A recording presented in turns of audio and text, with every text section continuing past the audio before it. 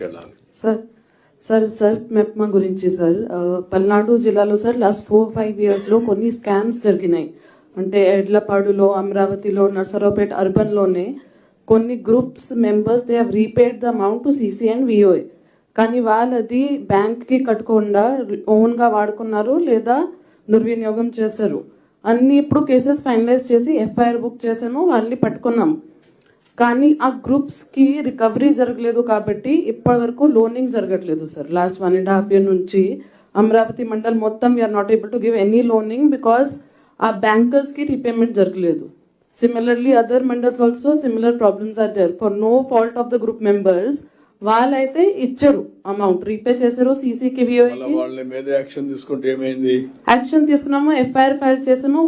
వాళ్ళ దగ్గర రికవర్ చేసి కదా, crores వర్త్ ఉన్నాయి, రికవరీ జరగలేదు సార్.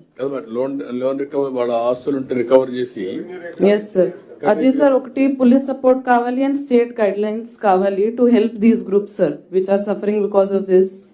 No very clear. రేపు sir it must be around 10 crores sir. ఎంతమ్మా? 10 crores వరకు ఉంటుంది సార్ దుర్వినియోగం జరిగింది సార్.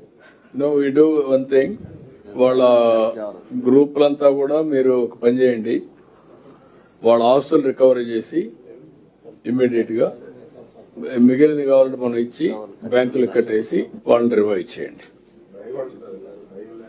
ముందు వాళ్ళ ఆస్తులు రికవర్ చేయండి. ఎంత వస్తుంది వచ్చింది ఆ మెంబర్స్ పేరు తీసుకుని వాళ్ళని ప్రాసిక్యూట్ చేయడం, రికవర్ చేయడం, దానికి బ్యాలెన్స్ మ్యాచింగ్ ఇచ్చేసి వాళ్ళకపోతే కంప్లీట్ చేసి ఓటీఎస్ కూడా అడగొచ్చు సార్ బ్యాంక్స్ ని. వన్ టైం సెటిల్మెంట్ కింద కూడా వాళ్ళు కన్సెషన్ రెండు వర్కౌట్ చేయండి.